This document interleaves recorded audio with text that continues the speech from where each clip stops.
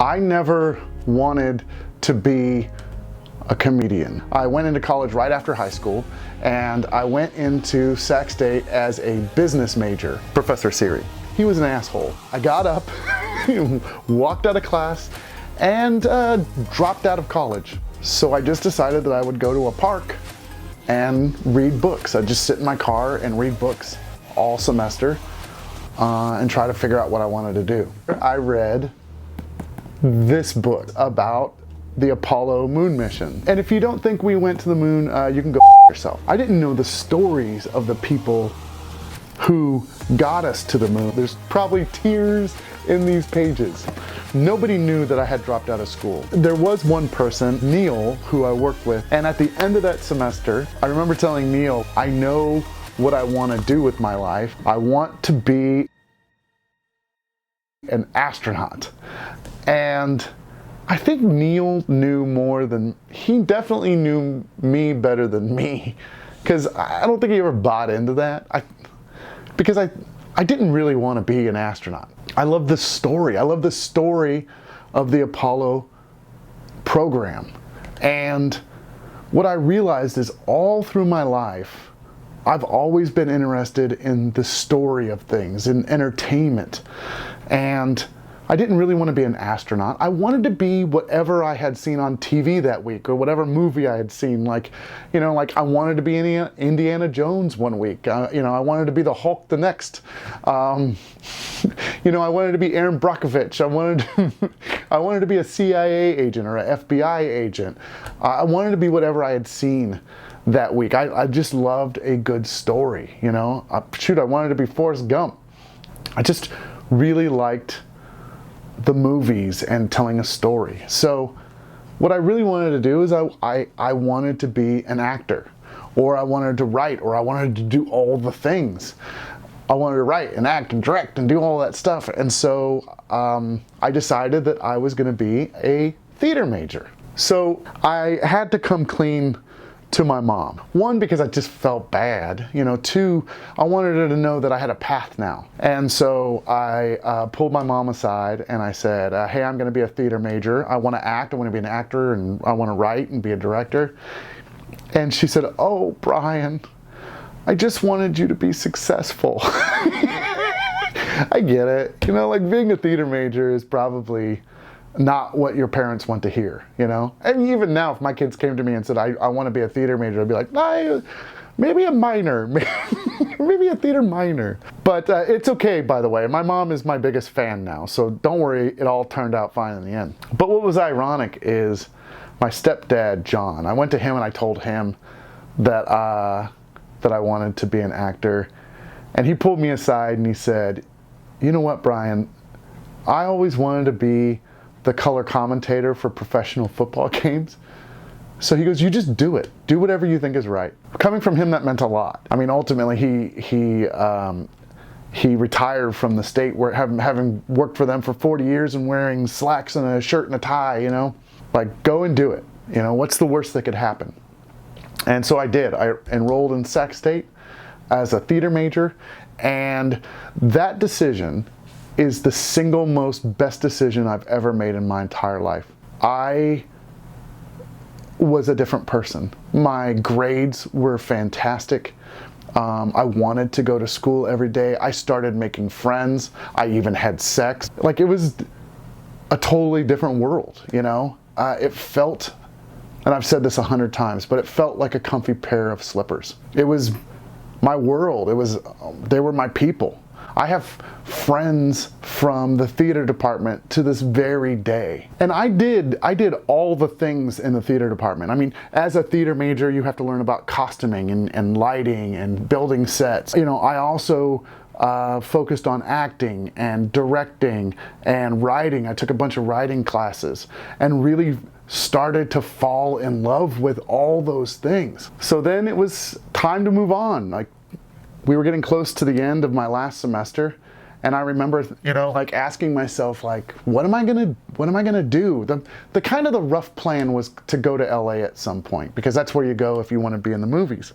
But until then, like, I wanted to keep myself busy.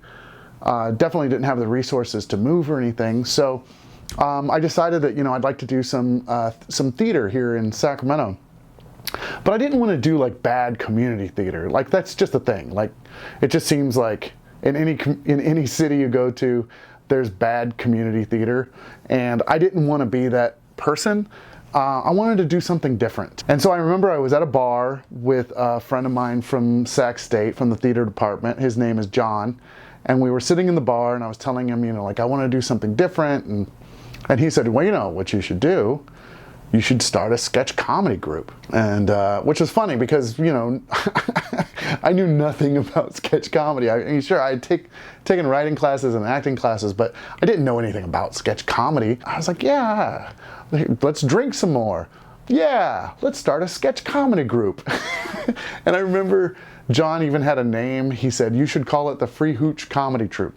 And I was like, yeah, let's do that. So I called up John the next day and I was like, hey, I'm going to do that sketch comedy idea. When do you want to meet? And he was like, oh, no, I don't want to be in the group. I just wanted, to tell, that's what I think you should do. So I did. So I started to put together a team. It was a lot of people from the Sac State Theater Department, and then referrals. Like Dan was the cousin of Rebecca, so we brought him on, and there was Jason, and Jason invited this girl Angie, who wasn't part of our department, but they were just friends. And then we also like put out all these flyers around Sac State's campus. We're trying to get people to come out and audition for the group. Ironically, one person showed up, and that was my friend Jeff, who's still my friend to this very day. I just remember him like being great. I was like, yeah, this guy has to be on the team. He reminds me of Belushi. Like, we got to put him on. He walked out of the audition and like, I don't know why, but he like took his pants off and then like walked out the door. I was like, what's happening? So of course we wanted him in the group. So that was it. We started the Free Hooch Comedy Troupe, and this was in like 2001. And we did our first show at Perco's Cafe and Lounge.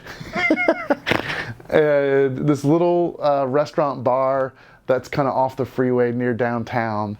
And but what was cool is there was like over 100 people there, just over 100 people there. And the show was good. I mean, for the most part, for a show for the first time ever, it was funny. I mean, sure, there was stuff in there that sucked, but there were some really good sketches that I still remember to this day. After that first show, we're like, this is awesome, let's keep doing this. And I remember us all being around a table, and we were voting on if we should do this show once a month. And then somebody had brought up that we should do it weekly, like Saturday Night Live, and I was like, I don't know if that's such a good idea. And I remember I lost, and we were gonna be doing a brand new show every week. And so that's what we did. We all had jobs. We were all just freshly out of college or still in college, but we all had day jobs.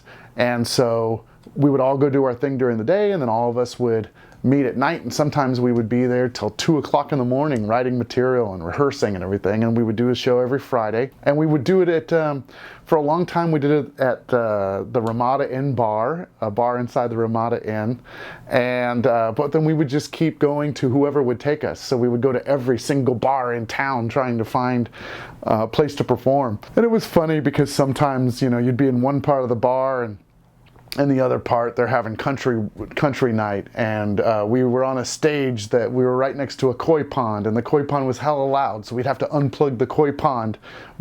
We'd have to unplug the koi pond before the show, and then like someone was designated to plug the koi pond back in so that we wouldn't kill the koi. And we did that. We did a new show every week for a year. It was amazing because some of the stuff that we did was terrible.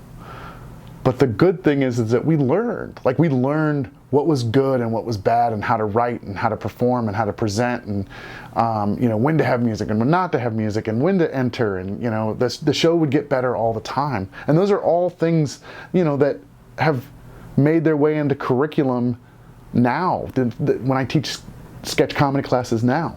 So based on the popularity of the Free Hooch Comedy Troupe, we opened up the Comedy Spot, and then the Comedy Spot kept growing, and then we moved to Midtown Sacramento, which was a way better location, and then now we have a training center, and we do videos all the time, and I don't know, it's just,